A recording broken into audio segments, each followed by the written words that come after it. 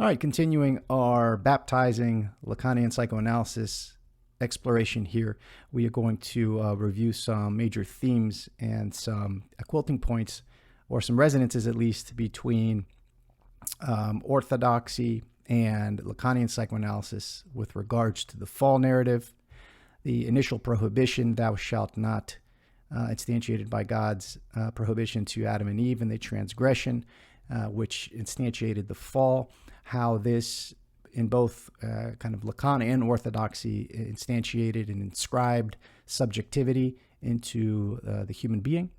We're going to look at the telos of subjectivity, which is really the crux of the difference in the matter at hand, right? There's this just main differential perspective on what it means to be human. On the one hand, you have the human being as a self-sufficient, autonomous being. And on the other hand, you have the human being as a relational being. I think that's probably the most important distinction to think about. And also the effects of the Eastern Orthodox understanding of God as both cataphatic and apophatic, as both present and absent. And there's a lot of correlations there to Lacanian psychoanalysis. And again, it's not to reduce any of these sets of ideas to the other, but it's about to keep them in dialogue and see kind of what emerges. So the summary quickly on the fall, right? So the reading of the fall narrative is conducted not as a matter of chronology. We're going to go into at least the beginning of it, history or development, but treats the story as a series of logical moments pertaining to various human experiences. Considering the story's etiological nature and expression in categories of the fallen world allows a fuller, more fruitful reading that highlights the actual correspondence between Orthodox theology and Lacanian theory. So what's so interesting about the juxtaposition of these two systems, right? So the significant consonance and even overlap of the Orthodox Christian and Lacanian analytic views of anthropology or human nature are illustrated by the narrative of the fall. Rather than remaining limited to some form of non-competition or non-overlapping magisteria, Orthodoxy and psychoanalysis share more in common in their views of human nature, sexuality, death, and sin than Orthodoxy and many other forms of Christianity. I think that's one of the key points that I think is right? So similarly, the Orthodox view of the speaking being is much closer to Lacanian psychoanalysis than are some forms of analysis today. Thus, these fields are more apt and able to cooperate and engage in substantial reciprocal contribution. The Orthodox view of God as essentially absent, apophatic, offers psychoanalysis a new way of relating to religion and religious practice. Rather than simply analyzing religion from the outside, psychoanalysis has the opportunity to engage with orthodoxy in a more intimate manner. Indeed, analysis may have knowledge from clinical experience to transmit, particularly regarding the way such an absent God may have already made his appearance within analysis. The lamella, say, one of the key terms, the lamella, das Ding, and Lacan's own more extensive excursion on mysticism are all predicated on the pregnant absence of something, with a capital T, and point toward possible connection with the God of the Orthodox Church precisely in his absence and unknowability. It is in this direction that the present analysis will continue. And then it's the end of the chapter, but I'm going to move to the reading of the Prohibition, right? The Prohibition, some terms here that we can define. So the name of the Father, or the know of the Father, is this event that is the castration of the subject. It is the instantiation of the subject into the symbolic world, into the world of meaning, interpretation, and language. So the know of the Father, you shall not eat, and in the transgression of this prohibition instantiates kind of subjectivity in a sense, and there's different ways to look at that, but let me read a little here. This is one of the pivotal aspects of the Genesis narratives, is the prohibition enunciated by God in Genesis 2:16-17. Quote, you may freely eat of every tree of the garden, but of the tree of the knowledge of good and evil you shall not eat. For in the day that you eat of it, you shall die. Close quote. The most apparent Lacanian reading of the prohibition is to consider it a manifestation of the name of the Father. The identification of the Edenic prohibition with the no of the Father leads to the equating of the fall with separation and positions God as the source thereof. And it is here any Orthodox discussion must start. For previous Lacanian expositors, Parker, Sparrow, this prohibition is the action through which God collaborates with the serpent in order to facilitate the psychic fall of humanity so as to promote subjective development. So this is both the other Lacanian expositors reading the fall narrative, and this is where the pushback happens from an Orthodox perspective, because the conflation of God and the serpent is what's at stake in terms of these interpretations, these previous interpretations with Western Christianity. This is perhaps an operable reading for a non-Orthodox Christian audience. Yet for an Orthodox Christian, God's status as tempter is not credible. Furthermore, the understanding of the prohibition as the interdiction of the name of the Father is not warranted within Orthodoxy. This is because the prohibition is interpreted within Orthodoxy not as a legal interdiction with the promise of a punishment, but as a warning without threat. Quote from Yanaris here: God does not forbid the first couple to eat of the tree of the knowledge of good and evil. He simply warns them. For the Orthodox, God's words regarding the fruit are not spoken because he is hoarding some wealth or because he denies some benefit to humanity. Instead, importantly here, he intended for Adam and Eve to eat of the fruit when they were morally ready to do so, as they were created neither perfect or imperfect, neither mortal nor immortal, but in a liminal state meant to move toward union with God. This union in Orthodoxy is deification, or theosis, which is union with God in his energies rather than his essence. And the essence-energies distinction is important here, right? Because we cannot, from an Orthodox perspective, we cannot know God in his essence, but we can know him through his energies, through the synergistic, reciprocal relationship with God's energies. So the fundamental essence of God is unknowable, and I think that is the important distinction here from an Orthodox perspective.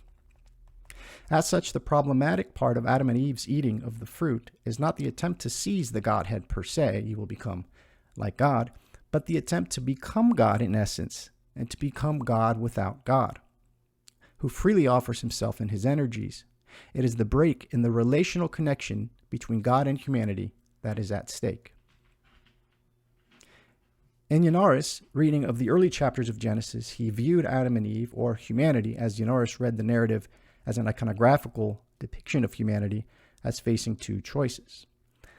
Again, mentioned this before, so the term Adam and Eve, we are talking about both, it's a fractal term, right? Adam and Eve means both the individuals, Adam and Eve, but also means Adam, humanity, and Eve, life. So we're talking both the individuals that are discussed in the story, but humans as a whole as well.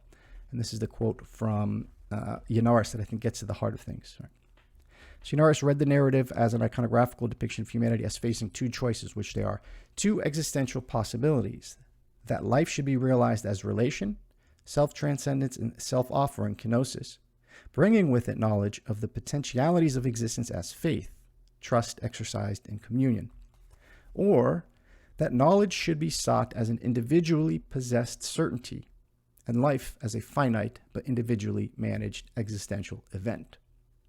I would argue that this latter choice is the choice that was instantiated by the fall. So instead of moving forward in communion with God, right, we took it upon, Adam and Eve took it upon themselves, humanity took it upon itself to lift themselves up by their own bootstraps, to instantiate an existence which is autonomous, machinic, self-sufficient, repetitive, habitual, mechanical. Continuing on. Thus, becoming God through union with God in his energies, life as relation, is juxtaposed with any attempt to seize the Godhead or to become God in essence. With this understanding, Yanaris framed the temptation of Adam and Eve and every person as, quote, the temptation of existential absolute completeness and self-containedness, the temptation of a non-existent imaginary equality with God. And I underline that, right? So the temptation of a non-existent imaginary equality with God. And this is the God of the religion that Lacan critiques, and I think that Orthodox would critique as well, because it's this non-existent imaginary equality with God. Visible here is the influence of Lacan on Eunerus, and it is important to understand the seizure of the essence of God, of non-existence equality with God as an imaginary object. So Lacan's critique of religion is that it places God in the imaginary, right? And through this, it's the same place that Lacan places the ego. So it's these imaginary projections of what we understand God to be in his essence, which is something that we're always already chasing, right? That is the kind of root cause of our desire. We are desiring for this fundamental fulfillment of a lack through this process of never attaining it, but always, it's almost like being on a rat wheel. So continue here. In sum, because God intended Adam and Eve to enter into union with him, his words regarding the fruit are a warning of the consequences of a break in the relationship between God and humanity, rather than a prohibition of the fruit as an unacceptable object. Whether the words of God are a warning or a prohibition may appear at first to be negligible detail from an analytic perspective. After all, either a threat of castration or a warning of castration might equally impose the castration complex. Castration is this term that is a fundamental term that instantiates the subject in relation to his parents, his father, when we have to take on the identity, the name of the father, and the diminution of our power, of our jouissance, in order to cope in the symbolic world. So, for example, there is the warning of castration that causes castration anxiety in the case of the little boy whom Freud briefly referenced, who had been, quote, acquainted with the female genitals through being seduced by an older girl. After these relations had broken off, he carried on the sexual stimulation, which had been set going in this way by zealously practicing manual masturbation, but he was soon caught at it by his energetic nurse and was threatened with castration, which is the carrying out of which is, as usual, ascribed by the father. I'm going to tell your father. In this case, the threat is communicated not by the father, but by an intermediary, namely the boy's nurse, and the threat is attributed to the father in the form of a warning, i.e. the nurse warns of an angry and prohibitive father. This is where the imaginary father appears, quote, the father who has fucked up the kid, excuse my language, or perhaps who will. Worth noting here is that Freud also states immediately after his discussion of this boy that two factors are important in considering the threat of castration. One, the enunciation of the threat and the knowledge of sexual difference. For those wishing to interpret God's words as an interdiction, regardless of whether it was necessary for humanity to fall, the question arises how such an interdiction would operate in the absence of sexual difference, the knowledge of which follows after the fall. Following in the tracks of previous authors, if we accept the parable of development and if the analytic threat of castration rests upon the foundation of sexual difference, we reach a contradiction that God's words cannot possibly serve this function. Of course, taking into account the Nachdrolldijk of the story leads away from this conundrum and to the question of what narrative means to its community rather to the protagonist. I'm going to move forward a little bit here. So, in the narrative of the fall, the serpent presents God to humanity as a liar, jealously protecting his power. The serpent thus initiates a shift of Adam and Eve's view of God toward seeing him as a rivalrous other. What is at issue in the fall is not God as the symbolic father whose word Adam and Eve transgresses. Rather, it is the serpent entices Adam and Eve to view God as a little other, a mirror image. Moving forward a little bit more, thus, while other authors see the fall as God's symbolic castration of humanity to prevent psychosis, Orthodox theology would suggest it is the slide into psychotic rivalry with God that leads to the fall in the first place. The fall is in some way recapitulated by those who read God in this narrative, or perhaps more generally, as arbitrary, vengeful, and wrathful. The parts of Orthodox theology that appear polemical are polemical precisely in their insistence that this God is not the God of Orthodoxy. The gap between the imaginary, the symbolic, and the real appearances of God opens up as central to investigating the Genesis narrative from both Orthodox and Lacanian perspectives. Such an investigation supports the argument that Lacanian psychoanalysis and Eastern Orthodox theology can substantially inform one another's views of humanity. Having been introduced to the imaginary God here, we will next center around the reconsideration of lack in the Garden of Eden. And then next few pages are looking at the fall narrative from the three registers, the symbolic, the imaginary, and the real. But I'm going to back up a little bit more and read a little bit more from the previous chapter, chapter 4, which is the heart of the book, entitled Lacanian Psychoanalysis and Christianity. So let's look a little bit at Lacan's comments on religion. So the function of religion. Lacan viewed religion in its quote-unquote truest form, the Roman Catholic Church, as a sort of defense against the real. Much like the ego, religion functions to develop meaning to explain what is entirely outside of human systems of meaning. In Lacan's discussion of the thing in the 7th year of his seminar, he suggested that where the thing appears, capital T, appears as an absence or an emptiness, religion appears to cover it over. So religion is an imaginary attempt to cover over the real, right? Which is the part of human life that is unsymbolizable. So that's the critique that Lacan puts early on in terms of religion. He also critiques evolution in this same vein. He says, this is a perspective Lacan voiced numerous times that year and even extended to the logic of evolutionism, which is, quote, a form of defense of clinging to religious ideals which prevents you from seeing what is happening in the world around you. That is his critique of evolution. Lacan's consideration of religion did not stop at the same place as Freud, however, and he suggested that in addition to avoidance, quote, a phrase like respecting this emptiness perhaps goes further. During this year of his seminar, Lacan formulated sublimation in relation to the thing, stating that sublimation, very important concept, sublimation raises the object to the dignity of the thing. That's a quote. So sublimation raises the object to the dignity of the thing. And it is this role that Lacan saw religion playing at the time.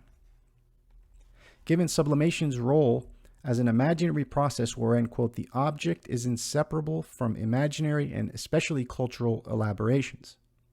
This is significant as it places religion generally on the side of the imaginary and positioned as a defense against the real. This essentially places religion in opposition to psychoanalysis with respect to the real. So this idea of sublimation, right, it reminded me of the symbolic use of leaven in bread, or fermentation, or to sublimate is to puff up, right? And what gets puffed up is the object, right? It's invested libidinally, and it captivates the human being's attention, or humanity's attention on the object, and that's what is raised to the dignity of the thing, right? The thing that will fill the lack. In contrasting psychoanalysis and religion in this way, Lacan provided a structural formulation in which the two are at cross purposes. However, Yanaris' critique of Western theology and philosophy distinguishes orthodoxy from this conception of religion as imaginary, as Yanaris too recognized that conceptual understandings of God comprise, quote, the first obstacle to the knowledge of God. So again, from an orthodox perspective, the conception of religion as imaginary, right, to recognize that the conceptual understandings of God comprise the first obstacle to the knowledge of God, the obstacle which is anthropocentric self-assurance of natural knowledge. Apophaticism, One of the core distinctions of orthodoxy consists in the, quote, denial of the psychological props of egocentric assurance and the sentimental protection offered by conceptual certainties. For Guinaris, the, quote, place of the absence of God, in philosophical nihilism, Heidegger and Nietzsche are his primary points of reference, is a recognition of the result of cataphatic theology. He noted the proclamation of the, quote, death of God, or more accurately, his murder.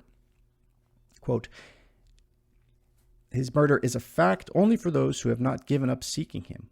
For people who seek God persistently, but who, within the constraints of Western rationalist theology, its individualistic fideism or mysticism, its utilitarian ethics, the authoritarian institutionalism of the churches, can ascertain nothing else than his absence. This is where there's some resonances between Guinaris and Lacan with regards to God here. So for Guinaris then, as well as Lacan, Western Christianity seeks insofar as possible to cover over the place of the absence of God. Guinaris and Lacan hold similar views of the function of religion, even if they show differentiation in their views of God. Even so, this difference is not as great as it appears when one considers that Lacan also offered some comments in the direction of a beyond of the absence of God in Encore, to which we will return later.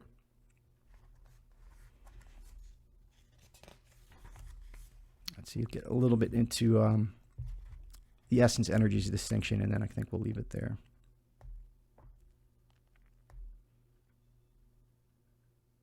So in pursuit of his exploration of ethics in the 7th year of his seminar, Lacan spent significant time exegeting Freud's totem and taboo, and Moses and monotheism. Analyzing God's appearance to Moses in the burning bush, Lacan suggested the expression of God's identification, quote, I am what I am, shows, quote, a God who introduces himself as essentially a hidden God. Lacan derived this hiddenness from the contrast between the Greek and Hebrew versions of the passage, with the Greek for Lacan representing an ontological entanglement, while the Hebrew and English translations avoids this altogether. The rendering of the Greek that Latin provided is, quote, he who is, which is taken from the phrase ego ime oon in the Greek. The more complete rendering would be something similar to, quote, I am he who is. The emphasis admittedly seems to be on the latter portion of the statement, he who is, but Orthodox Christianity does not venture into the, quote, Greek metaphysics about which Lacan seems to be concerned. For example, Christ's reference to this passage in John 8:58 is in English, quote, Jesus said to them, truly, truly, I say to you, before Abraham was, I am. In Greek, Jesus' words are egoime, not oon, suggesting some emphasis is placed on the phenomenological sense communicated in the Hebrew rather than an ontological sense. Furthermore, the most significant appearance of oon in the Orthodox Church is in the inscription of the letters found in Christ's halo in iconography. In other words, the supposedly ontologically entangled he who is, quote, he who is, primarily refers to Christ, who is revealed in the incarnation. Thus, he who is specifically in his phenomenological presence. This is further reinforced by the fact that generally icons are not made of God the Father, who is unseen, but only of Christ, who is the incarnated. Although Lacan's concerns about problems of ontology still have some substance to them, the orthodox expression of, quote, he who is, should offer some balance to Lacan's rejection of the Greek altogether. Lacan's conclusion remains accurate, however. God introduces himself as hidden. The essence energies distinction offers a pathway unavailable in Western theology, which embraces both ontology and hiddenness. Moreover, for Lacan, at this time, God is relevant to psychoanalysis most essentially in his death.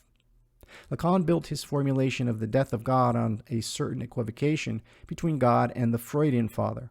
He noted in interpreting Moses and monotheism that, quote, this myth is nothing other than something that is inscribed in the clearest terms in the spiritual reality of our time, namely the death of God. This death of God is traced by Lacan through successive modes from, quote, the animal totem, then a more or less powerful and jealous God, and finally the single God, God the Father.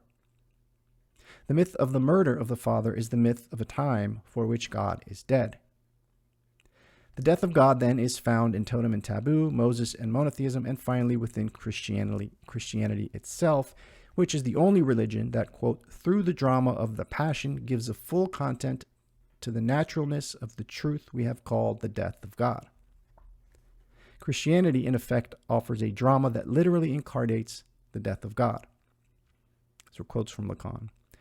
It is at the moment of the murder of God, who has always been dead, that Lacan locates the advent of the law, as did Freud. The dead father guarantees the symbolic order. Although Christianity insists on the resurrection, for Lacan, quote, that's simply a promise.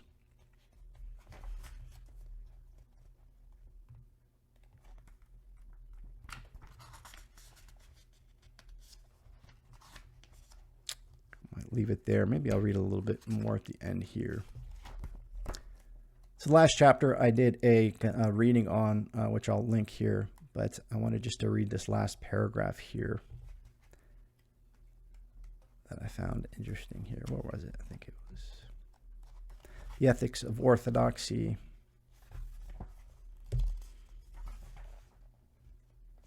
So the end of the book, or this chapter, The Ethics of Orthodoxy, is talking about how the Orthodox saint, in reuniting with God and the kingdom, transcends the imposition of the law. Right? There's something beyond the imposition of the law, and that's something that is going to be. It's related to sublimation, right? Remember, sublimation is the object of desire is raised to the dignity of the thing that will fulfill. The thing that represents the fulfillment of desire.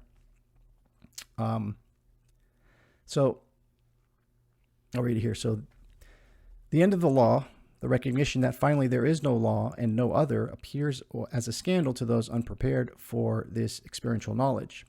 Inaris then described how St. Simeon would intentionally cause moral scandal, such as when he entered the woman's public baths, as it were, to the glory of God.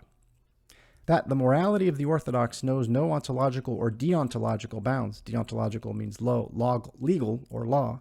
Bounds is quite clearly visible in such acts by St. Simeon. The knowledge of good and evil is an experiential act and is predicated only on the relational or non-relational mode of existence of the hypostasis. Hypostasis is the subject from an Orthodox perspective. Even so, the, quote, as it were, the glory of God, raises the valid question from a Lacanian perspective as to whether Orthodox saint is not a sadist.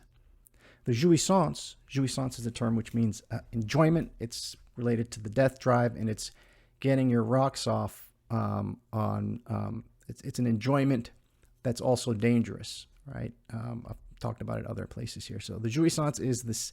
The jouissance of the saint seems to be placed, after all, in the body of the other, which Lacan noted is, quote, ineliminable from the substance of the one who said, I am what I am. Yet the God of Desad, and Lacan insists he had one, is of course the materialist nature to whom the libertine appeals. It is because the materialist insists on pure immanence, on the whole world being the body of God, that, quote, the materialists are the only authentic believers. However, the sadist both relies on his collapse, i.e. relies on the natural order of jouissance, and yet also attempts to deny and countermand the other, while all the while obeying the law.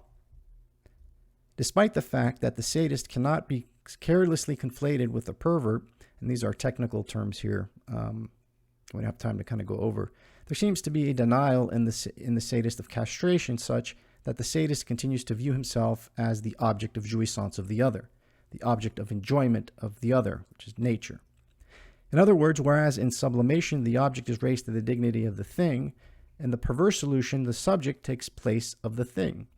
So the perverse solution, remember, is a clinical, technical term. So the solution to the problem is the perverse solution, the subject takes place of the thing.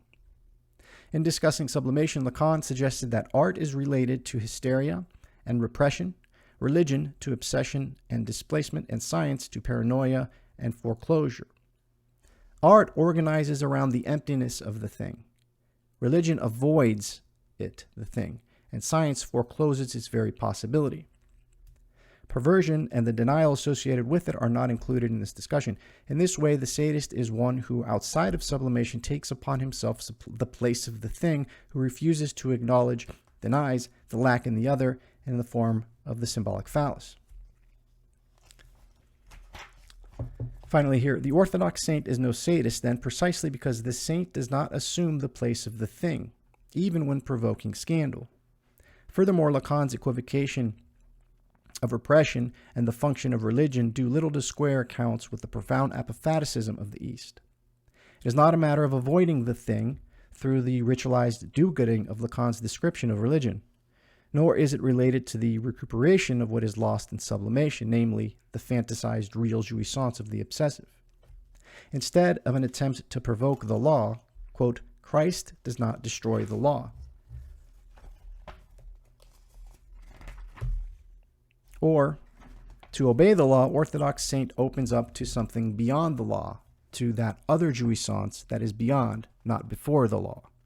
This again testifies to the essentially feminine position of the Eastern Church. In de Kessel's exposition, art and ethics share in common the fact that an individual traverses the law to produce something in which, quote, society can subsequently recognize itself. This allows one to see why the saints are the models of the church. They are the exceptions, not in the sense of categorical difference, but in the sense they are made of the same stuff, so to speak, as everyone else, and yet find it within themselves to step outside every manner of law, both secular, exemplified in the martyr, and sacred, exemplified in the fool. The saints, as pinnacles of Orthodox practice, serve as the center of ethics and aesthetics in the community or society of the Orthodox Church. Lacan posited one question with, quote, the force of a last judgment. Have you acted in conformity with the desire that is in you? Close quote. The desire within, the desire embodied in the absence of the thing, represented in repressed form, and the representative of the representation, is always, despite the vestments it dons in any given subject, the absence of the life each subject seeks in relationship. It is in relation to this desire that the Christian pursues, through asceticism and the two paths of the church, marriage and monasticism, the transcendence of the self that occurs in the abandonment of idols of God. The Christian embraces the death drive in pushing past the pleasure principle, abandoning the service of goods, and assumes instead, quote, an ethos of hopelessness and despair as far as concerns the life offered by personal survival. It is in relation to this desire that Orthodoxy can announce a similar measure of the last judgment to Lacan's. Quote, it is not God's sentence, but his existence that judges humanity. I will leave it there.